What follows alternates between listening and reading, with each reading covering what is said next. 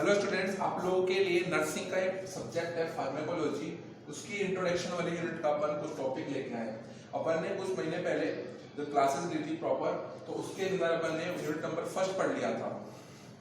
तो unit number first का अपन introduction summarise ले रहे हैं। फिर नेक्स्ट मैं आपको बता के जाऊंगा कि अपन नेक्स्ट टॉपिक कौन सा लेंगे। आपने बोला आपके लिए, इसलिए फार्मा के लिए कंटेंट प्रिपेयर करके लिए आपके लिए मैं नोट्स बना रहा हूँ और आपके लिए मैं सेंड कर रहा हूँ। तो फर्स्ट ऑफ ऑल अपन इतने महीने बाद में मिल रहे हैं, तो अपन पूरा कंटेंट का एक बार समराइज कर लेते हैं जो कि अपन यूनिट नंबर फर्स्ट में पढ़ा था। तो अपन ने पढ़ा फार्माकोलॉजी के बारे में कि फार्माकोलॉजी क्या होती है। फार्माकोलॉजी मेडिकल साइंस की एक ऐसी ब्रांच है जिसमें अपन स्टडी करते हैं मेडिसिन और ड्रग्स के बारे में। फिर नेक्स्ट अपन ने कुछ टर्म्स देखी थी, इंपोर्टेंट टर्म्स जो कि फार्मा में काम में आएगी, जो कि आपको लर्न करके रखनी है। सेकेंड अपन ने पढ़ा था ब्रांचेज ऑफ फार्माकोलॉजी। तो ब्रांचेज ऑफ फार्माकोलॉजी बहुत सारी है, इम्यूनो फार्माकोलॉजी, जेनेटिक फार्माकोलॉजी, ऐसे ही आपकी मेनली दो ब्रांच है, फार्माकोकाइनेटिक एंड फार्माकोडायनामिक, जो कि अपन को डिटेल में पढ़नी है। तो फर्स्ट अपन देखिए फार्माकोकाइनेटिक क्या होता है। फार्माको मतलब, फार्मा का मतलब क्या है आपके ड्रग्स, कोई भी ड्रग या मेडिसिन, और काइनेटिक है आपका मूवमेंट से, मतलब ड्रग का क्या होना, मूवमेंट होना। अब ड्रग का मूवमेंट कैसे होगा, या तो आप उसको ओरल रूट से लोगे तो ओरल रूट से वो आगे जाएगी, या आप उसको आईवी रूट से लोगे तो वो ब्लड सर्कुलेशन के थ्रू अपनी साइड पे जाएगी जहाँ एक्शन करना है दूसरा, या आप उसको आईएम इंजेक्शन से थ्रू दोगे फिर वो अपनी साइड पे जाके एक्शन प्रोड्यूस करेगी।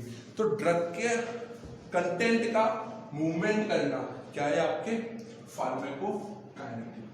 आप पढ़ के आते हो 12th क्लास में काइनेटिक के बारे में, गति की हिंदी में जिसको बोलते हैं अपन। तो फार्माकोकाइनेटिक ड्रग्स का मूवमेंट होना। अब ड्रग्स का मूवमेंट कैसे कैसे होगा, तो उसकी स्टेप्स होती है। उसकी स्टेप्स को याद करने के लिए आपको ये फंडा याद रखना है। आदमी कौन, अपन होते हैं।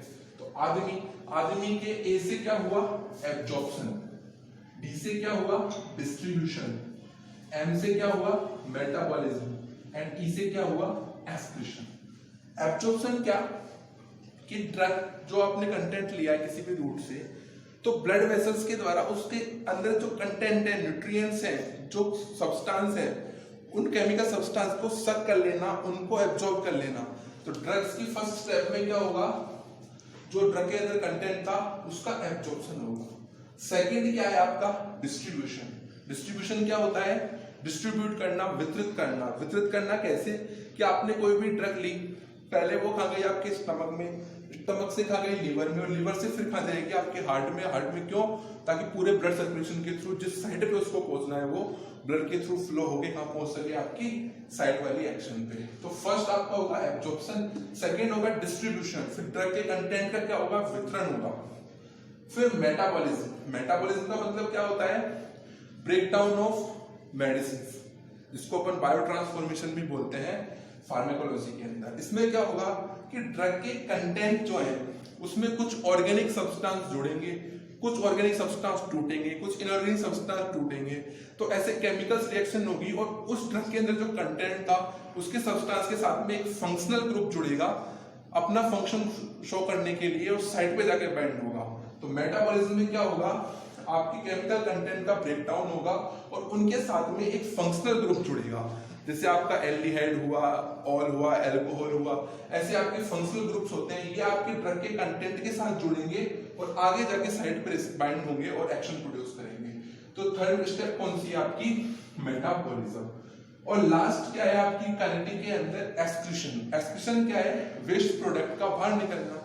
तो आपने जो ड्रग का कंटेंट लिया है, तो उस ड्रग के कंटेंट का क्या, वेस्ट प्रोडक्ट का क्या होना, आपकी बॉडी से बाहर निकलना थ्रू द यूरिन या फिर स्वेटिंग, इनके थ्रू क्या निकलेगा, वो वेस्ट प्रोडक्ट बाहर निकलेगा। और मेनली जो है आपका 80-90% वेस्ट प्रोडक्ट है वो एक्सक्रीशन के थ्रू निकलता है। तो फार्माकोकाइनेटिक में देखिए, आप ड्रग पहले क्या हुई, एब्जॉर्ब हुई, मतलब ब्लड वेसल्स में कंटेंट आया ड्रग से। डिस्ट्रीब्यूशन, फिर ब्लड वेसल्स के थ्रू क्या हुआ, उसका डिस्ट्रीब्यूशन हुआ, वितरित हुई, वितरित हो गई, फिर लास्ट में लिवर में गई, लिवर में क्या हुआ, उसका बायो ट्रांसफॉर्मेशन, मेटाबॉलिज्म, और देन उसके वेस्ट प्रोडक्ट का क्या हुआ, एक्सक्रीशन। अब जो आपका फंक्शनल ग्रुप जुड़ा था, अब जब आपका फंक्शनल ग्रुप जुड़ा था, अब ड्रग ने मूवमेंट तो कर लिया, अब ड्रग को आगे क्या करना है, क्यों, क्योंकि ड्रग तो बॉडी खेल, और वो खेल बहुत निराला होगा। निराला कैसे होगा कि ड्रग का मूवमेंट हो चुका।